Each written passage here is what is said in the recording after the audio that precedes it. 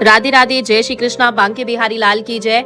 दोस्तों, आज की लीला कथा हमारे साथ प्रयागराज महाकुंभ में आशा जी ने शेयर की है। आशा जी दिल्ली की रहने वाली है और वे कहती है कि वे पिछले 15 दिनों से प्रयागराज महाकुंभ में कल्पवास कर रही है। प्रयागराज में मौनी अमावस्या के दिन उन्होंने ठाकुर जी के एक ऐसे चमत्कार के बारे में बताया जिसे सुनकर आपका विश्वास और भी अटूट हो जाएगा। दोस्तों, मौनी अमावस्या के महाकुंभ स्नान यानी महास्नान के समय वे कहती है कि मेरे भाई भाभी और मेरी माता जी उत्तर प्रदेश से आए हुए थे, क्योंकि आशा जी कहती है कि मैं पिछले 15 दिन में कल्पवास कर रही हूँ। मेरे साथ बांके बिहारी समिति में मेंबर भी है, मेरे हस्बैंड है और मेरी सासू माँ है। यहाँ पर रुकने की पूरी व्यवस्था थी। इसी वजह से महाकुंभ के महास्नान के दिन मैंने अपने भाई भाभी को, मामी को भी बुला लिया। परसों ही ये सब महाकुंभ स्नान के लिए प्रयागराज आए हैं। आशा जी ने बताया कि मेरी मम्मी ठाकुर जी की लड्डू गोपाल की सेवा करती है और लड्डू गोपाल की सेवा करना उन्हें बहुत अच्छा लगता है।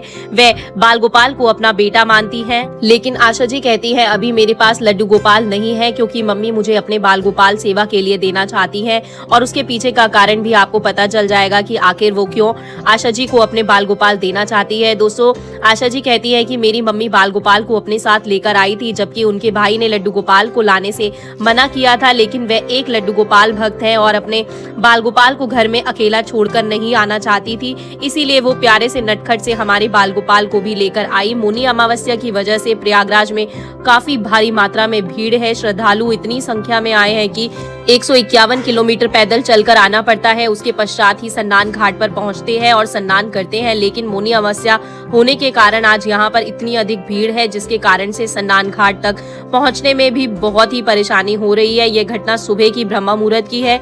आशा जी कहती हैं कि जब मेरे भाई और भाभी और मेरी मम्मी स्नान करने के लिए घाट पर जा रहे थे, उसी समय एक हादसा होता है। प्रयागराज महाकुंभ में अचानक से भगदड़ मच जाती है। आशा जी कहती है मैंने मम्मी को बोला था कि आप बाल गोपाल को, लड्डू गोपाल को मेरे पास छोड़कर जाइए, मैं इनकी देखभाल करूंगी, इनकी सेवा करूंगी, आप वहां से जल ले आना और यहीं पर ठाकुर जी को स्नान करा देना, क्योंकि भीड़ बहुत अधिक है और इस कारण से इन्हें बहुत ज्यादा असुविधा होगी।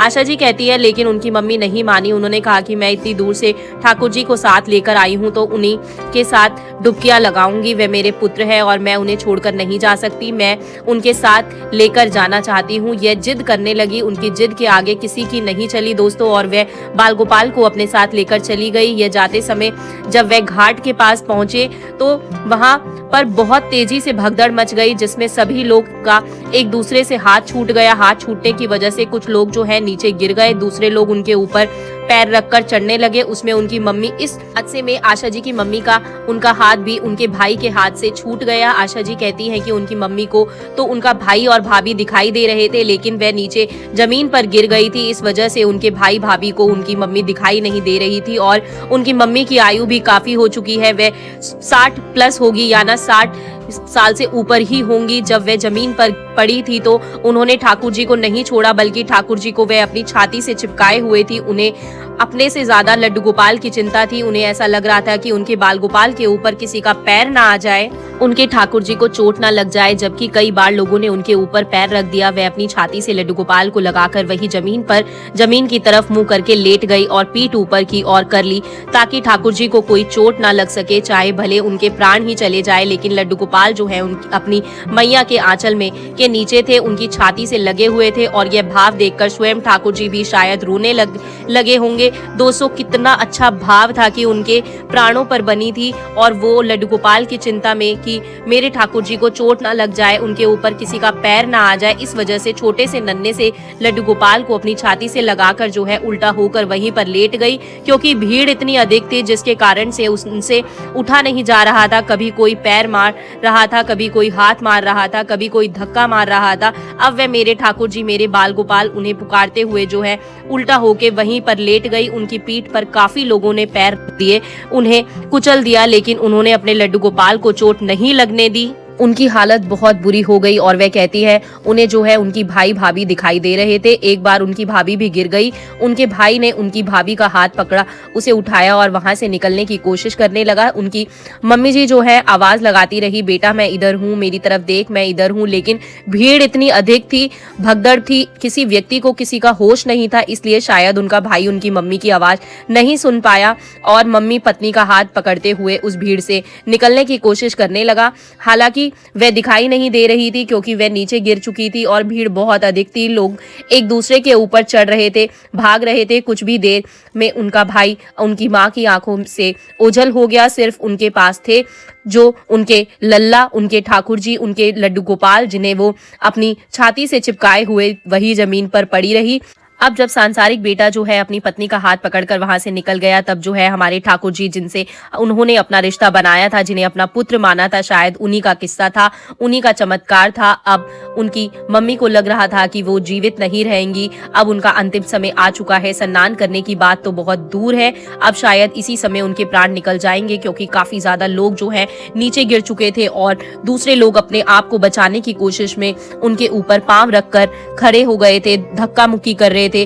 दोस्तों, वहां का मंजर ऐसा था कि हाहाकार मचा हुआ था, जिसके कारण से उनकी माताजी जो है काफी घबरा गई और वह अपने अंतिम समय में ठाकुर जी को पुकारने लगी। वह अपनी आंखें बंद करके उल्टा वहां पर लेट ही रही थी, ठाकुर को अपने सीने से लगा रही थी। तभी उनके हाथ पर एक जो है स्पर्श महसूस हुआ। वह कहती है कि वह चश्मा लगाती हैं, उनका चश्मा भी टूट चुका था। जब उन्हें वह स्पर्श महसूस हुआ तो उन्होंने हल्की सी अपनी गर्दन उठाकर देखा तो वह यही कोई 19-20 साल का लड़का था। वह कहती है कि उस लड़के ने इतनी तेजी से हाथ पकड़कर उसकी मम्मी को जमीन से उठाया, अपने कंधे पर उनके हाथ रखते हुए हवा की तरह बड़ी तेजी से भीड़ को चीरता हुआ वह लड़का अपनी मम्मी को उस भीड़ से बाहर निकाल कर ले आया। जबकि उनकी मम्मी बार बार यही कहती रही, मेरे ठाकुर जी को चोट लग जाए, मेरे लड्डू गोपाल को चोट ना लग जाए, वो गिर ना जाए, मेरे हाथों से छूट ना जाए। दूसरे हाथ से उस लड़के ने ठाकुर जी को भी माताजी के हाथ में ही बड़ी शक्तिशाली पकड़ के साथ पकड़ लिया और दूसरे हाथ माताजी को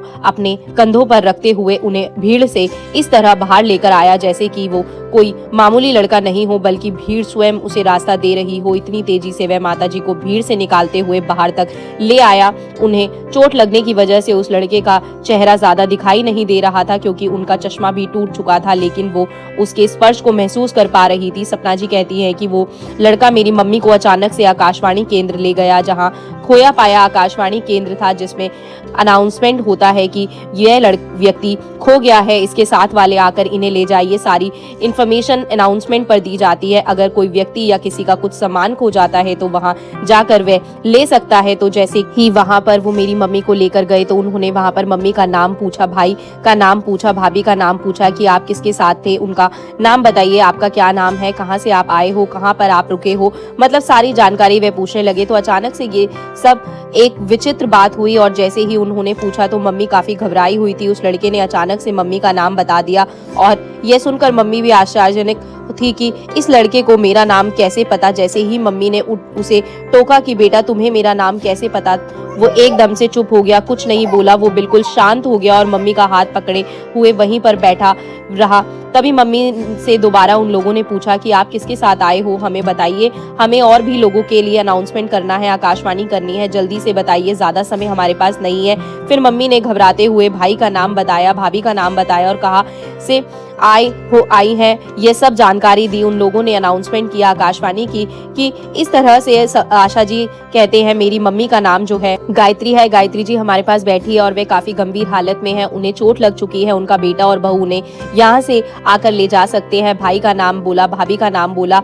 अब आशा जी कहती है कि मेरी मम्मी ने उस लड़के से दोबारा से पूछा कि बेटा तुम्हें मेरा नाम कैसे ही पता है, तो वह कहने लगा मैया आपको चोट लगी है, आप ज्यादा मत बोलिए, बस आप आराम कीजिए, जब तक आपको कोई लेने नहीं आता तब तक मैं आपके साथ हूँ। और देखो आपके बाल गोपाल लड्डू गोपाल को चोट नहीं लगी क्योंकि उन्हें तो आपने बचा लिया, लेकिन आपको काफी सारी चोट लगी है, आप चिंता मत करो, मैं आपके साथ हूँ, आप घबराना मत, जब तक कोई नहीं आएगा तब तक मैं आपके साथ ही हूँ। अब उनकी जो बातें थी इतनी मीठी थी, इतनी मधुर वाणी थी, इतनी प्यारी आवाज थी।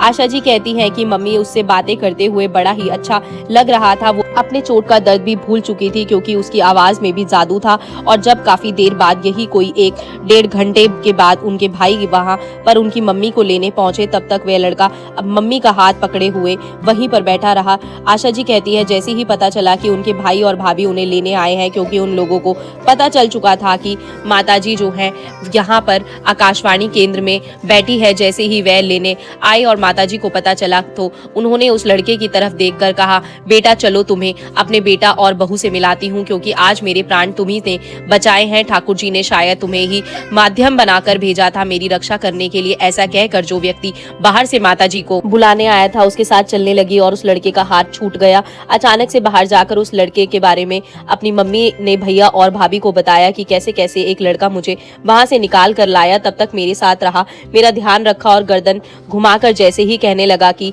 आओ मैं तुम्हें उससे मिलाती हूँ, देखो वो मेरे पीछे पीछे आ रहा है। लेकिन मम्मी के पीछे कोई नहीं था। आशा जी कहती है कि मम्मी ने वहां एक व्यक्ति से पूछा, जो लड़का मेरे साथ आया था वह कहाँ गया है, मैं अपने बच्चों को उससे मिलाना चाहती हूँ, उसी की वजह से आज मेरे प्राण बचे हैं। तो उस व्यक्ति ने कहा कि यहाँ पर तो कोई लड़का नहीं है और होगा भी तो वह चला गया है, हमें यहाँ दिखाई नहीं दे रहा है। यह बात सुनकर मम्मी भी काफी आश्चर्यजनक होती कि जो इतनी देर तक मेरे साथ बैठा रहा, मेरी देखभाल की, मेरी हिम्मत बढ़ाई और मुझे घबराने तक नहीं दिया, मेरा हाथ पकड़े हुए बैठा रहा। अचानक से बेटा और बहू के आते ही वह कहाँ गायब हो गया, जबकि मैंने उसे कहा था कि मैं तुम्हें बेटा और बहू से मिलाना चाहती हूँ। अब मम्मी की आंखों में भाव के आंसू आ गए। वह ठाकुर जी को अपनी छाती से चिपकाए हुए भैया और भाभी के साथ आशा जी कहती है यहीं पर मेरे पास टेंट में आ गई, शिविर में आ गई, जहाँ पर कल्पनावास कर रहे थे।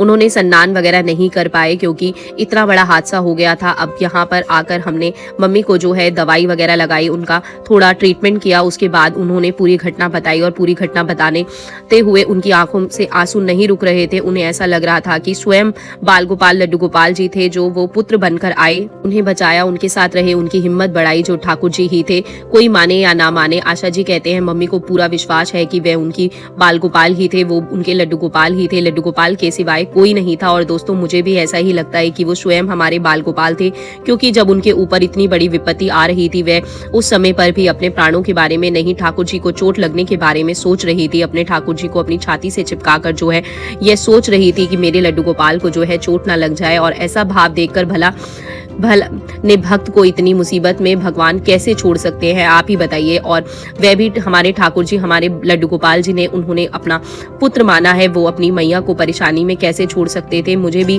यही लगता है कि वे स्वयं हमारे बाल गोपाल ही थे। आपको क्या लगता है कमेंट बॉक्स में जरूर बताना। लड्डू गोपाल कभी भी अपने भक्तों को जो है संकट में नहीं दे सकते, वे हमेशा किसी न किसी रूप में अपने भक्तों की सहायता जरूर करते हैं दोस्तों। इसीलिए वे मैया के पास आए, मैया को बचाया और उनके भाई भाभी से मिले बगैर ही चले गए। दरअसल आशा जी कहती है कि मेरे भाई भी जो है वो लड्डू गोपाल की सेवा करना नहीं चाहती, क्योंकि वो ठाकुर जी में श्रद्धा भाव नहीं रखती। उनके भाई ने प्रेम विवाह किया है और उनकी भाभी जी जो है ज्यादा पूजा पाठ पहले भी नहीं करती थी और अभी भी नहीं करती। उनकी मम्मी का मानना है कि जोर जबरदस्ती किसी को सेवा नहीं देनी चाहिए। अगर उनकी भाभी ने उनकी मम्मी के पश्चात ठाकुर जी की अच्छे से सेवा नहीं की, अच्छे से देखभाल नहीं की, तो यह पाप होगा। इसी कारण से आशा जी की मम्मी जो है आशा जी को अपने बाल गोपाल सौंपना चाहती है, क्योंकि वह जानती है आशा जी कि ठाकुर जी में श्रद्धा विश्वास है और वह अच्छे से उनकी सेवा करेगी। इसी वजह से आशा जी कहते हैं मैंने आज तक बाल गोपाल जी का विग्रह नहीं खरीदा, उनकी सेवा नहीं ली, क्योंकि मुझे मम्मी ने बोला है लड्डू गोपाल की सेवा करनी है। ठाकुर जी ने मुझे अपनी सेवा के लिए चुन रखा है। दोस्तों सोचिए, आप ही सोचिए, वे हमारे बाल गोपाल ही थे। इसीलिए अगर उनकी भाभी लड्डू गोपाल की सेवा नहीं करना चाहती तो वो ऐसे लोगों से क्यों मिलेंगे जिनमें उनका भाव ही नहीं है, उनके प्रति श्रद्धा ही नहीं है, उनके प्रति विश्वास ही नहीं है। इसलिए वह उनके भाई भाभी से बिना मिले ही चले गए। वे निश्चित रूप से बाल गोपाल ही थे। अगर वह बाल गोपाल नहीं होते, कोई साधारण लड़का होता, तो जैसे कि माता जी ने कहा था वह उनके भाई भाभी से मिलकर जाता, लेकिन नहीं, वह अचानक से गायब हो गए, क्योंकि उनकी भाभी को उनमें विश्वास नहीं है, श्रद्धा नहीं है। ठाकुर जी ऐसे लोगों के पास कभी नहीं जाते, न उन्हें अपने दर्शन देने का सौभाग्य देते हैं और ना ही उनके कभी सामने आते हैं, उनके साथ कोई लीला भी नहीं करते हैं और उन्हें कोई अनुभूति भी नहीं कराते। आशा जी कहती है कि मुझे भी विश्वास है मेरी मम्मी के प्राण स्वयं ठाकुर जी के ने बचाए हैं, लड्डू गोपाल ने बचाए हैं। इसलिए जो जानबूझकर उनके साथ गए थे, क्योंकि उन्हें पता था कि वहां पर संकट आने वाला है और उस संकट की घड़ी में जो है वह माँ की रक्षा करेंगे। ठाकुर जी का इतना बड़ा चमत्कार देखकर उनकी माता जी बहुत भावुक हो रही थी, बार बार अपने बाल गोपाल को अपनी छाती से लगाए हुए यही बोल रही थी आज मेरे लल्ला आए, लेकिन देखो मेरा दुर्भाग्य है, मैं अच्छे से उनके दर्शन भी नहीं कर पाई, मेरा चश्मा टूट गया, मैं सिर्फ उनका स्पर्श महसूस कर पाई जो सारे संसार की अनुभूतियों से अलग था। उनका स्पर्श इतना प्यारा था कि उन्हें स्पर्श करते ही मुझे महसूस हो रहा था कि यह कोई साधारण लड़का नहीं है, क्योंकि उसके स्पर्श में एक दिव्य एहसास था। जो मुझे दर्द हो रहा था उस दर्द का आभास भी नहीं हो रहा था। साथ ही साथ जब तक वह मेरे साथ रहा मेरी हिम्मत भी बढ़ी रही थी, हुई, मुझे घबराहट नहीं हुई। ऐसा लग रहा था मानो एक एनर्जी मेरे अंदर प्रवेश कर रही है। साथ ही साथ उनकी इतनी मधुर वाणी मैं कभी नहीं भूल सकती। प्रयागराज महाकुंभ में भले ही मैं आज मौनी अमावस्या के दिन स्नान नहीं कर पाई, लेकिन मैंने यहाँ पर साक्षात अपने ठाकुर जी, अपने बाल गोपाल, लड्डू गोपाल की अनुभूति की, उनके स्पर्श को अनुभव किया। आज उन्होंने स्वयं मेरे प्राणों की रक्षा की। आशा जी कहते हैं कि इससे बड़ा सौभाग्य और क्या हो सकता है कि स्वयं एक लड्डू गोपाल भक्त के साथ इतना बड़ा चमत्कार प्रयागराज में हो गया। तो दोस्तों, ये थी आज की लीला कथा। कैसी लगी आपको? आपको क्या लगता है इस लीला कथा के बारे में, जो सच्ची घटना के बारे में मैंने आपको बताया आशा जी के माध्यम से? आपको क्या लगता है वो लड़का कौन था, स्वयं लड्डू गोपाल थे या कौन है? आप मुझे कमेंट सेक्शन में जरूर बताइएगा। और अगर आपको ये वीडियो अच्छी लगी हो तो वीडियो को लाइक शेयर कर दीजिएगा। और अगर आप इस चैनल पर पहली बार वीडियो देख रहे हैं तो चैनल को प्लीज सब्सक्राइब कर दीजिएगा। इसी तरीके से मिलती रहूंगी मैं अब आपसे अगली वीडियो में। फिलहाल अभी आप सभी को मेरी तरफ से राधे राधे, जय श्री कृष्णा, बांके बिहारी लाल की जय दोस्तों।